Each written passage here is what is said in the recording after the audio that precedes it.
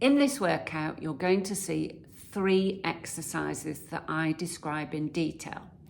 Now, I don't want you doing the exercises during that description. I want you to watch and then pause the video whilst you have a go at the exercise on your own. I don't do follow along strength workouts because it just doesn't work.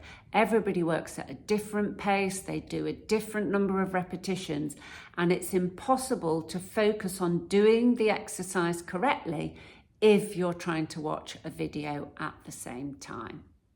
So exercises 1 to 3, that will complete 1 set. Now, ideally, I would like you to do 3 sets. So each exercise will get done 3 times. How many repetitions do you do? Well, on this challenge, we're just going to say work until you're fatigued. If you are on my paid program, that's different. I do prescribe the number of repetitions. But for ease, on this challenge, we say you work till fatigue. That means you simply haven't got any oomph left to do any more, or you can't do any more repetitions with good form. So you may find your body slumps a little bit, you lose your position, or you start tensing up your shoulders and your neck. So just work until fatigue. Enjoy your workout and don't forget to put a comment in the group to say it's been done. Quadruped kickbacks. The main focus of this exercise is to work those gluteal muscles. We don't want the movement coming into the lower back. So you've probably seen this exercise, it's very popular, loads of YouTube videos out there. But the error that I see most of all is people using their lower back and taking the focus really away from the glutes. So let's have a look at it. You're going to be on all fours as usual, wrists beneath shoulders, knees beneath hips. Okay, now this is the movement that we're going to do. Nice and slow and controlled. Let me do the other leg, you can see it a bit better. So I'm trying to make a straight line, and I've got my foot with my toes coming up towards the top of my body. So I'm not pointing like this. When you bring your toes here, you get more activation in your glutes. Now, the error that I see most of all is people doing this. 2 things are going on here. First, there's too much momentum. So when we use momentum, we take effort away from the muscles, which we don't want to be doing. But the other thing here is when you swing, can you see what's happening with my lower back here? It's flexing and then extending. So this is why we need control. So start by pulling your tummy muscles up to the ceiling. That will stabilise your core.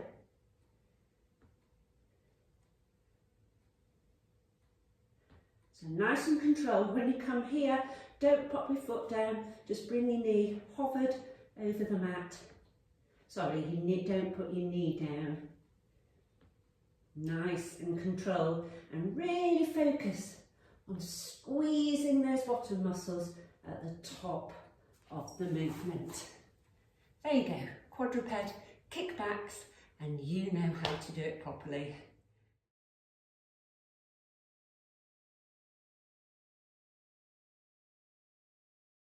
Single leg balance, front, side and back. So whenever we're doing balance work, it's really good if you can be in bare feet or stocking feet. You've got lots of receptors in your feet and they're sending messages up through your nervous system. So if you work in bare feet, you'll get much more benefit from this exercise. So we're going to go onto one leg, so I'm taking all the weight onto this leg, and as I do so I need to think about my posture, making myself nice and tall so that I'm engaging all the muscles through my body. And then I'm simply going to take this leg forward, to the side and back, forward, to the side and back. Now that may be too much for you. To just make it slightly easier, you can come touch the floor, just with your toes, touch, back, touch in between each movement, or you could put your fingertips against a wall to give you that extra stability. We need to think about range of motion in this exercise. So with the front movement, we could go really high, but we're not going to. So that's fine, you just go as high as you're comfortable with, like that. At the side though, we actually have a natural stop point. That's as far to the side as my hip will allow my leg to go. If I was going to go any further, I'd actually be doing it like that by tipping my torso, and we don't want to do that.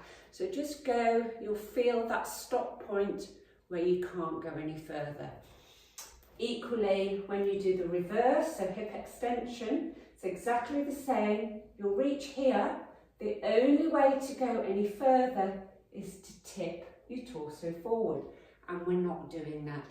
So the range in hip extension is actually quite small, and you can really feel your bottom having to squeeze to get you there. So we know that we're working the right muscles in this exercise, and particularly the standing leg, you're going to feel it in your lateral hip muscles here, which is fantastic because that's going to make you much stronger and it's going to improve your overall balance. So do the repetitions on one side and then obviously swap over, repeat the same amount on the other leg.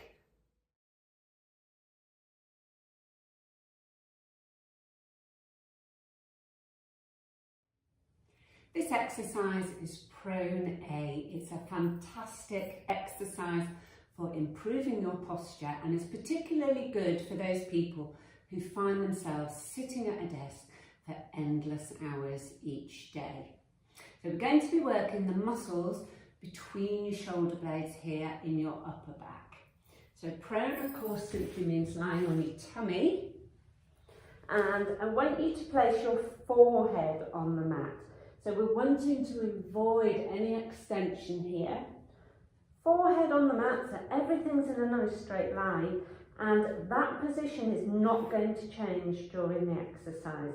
You are not going to lift your chin up. So place your arms by your sides, slightly away from the body, that's why it's called an A. We're making an A shape. And you want to have the back of your hands on the floor and your palms facing the ceiling. Now, before we start the exercise, I want you to reach down towards your toes. Now, the reason for that, if you just take a look at my shoulders here when I'm in a relaxed position, look what happens when I reach. There we go. It takes my shoulders away from my ears and puts them in the optimal position for this exercise. So all you're going to do is start lifting your arms up, allow your chest to come as well, and as you do so, rotate those thumbs towards the ceiling and then reverse on the way down.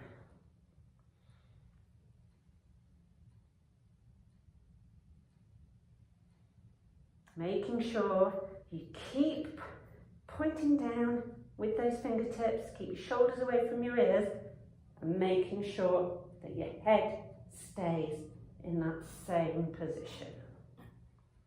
So there you go, a very simple but highly effective exercise.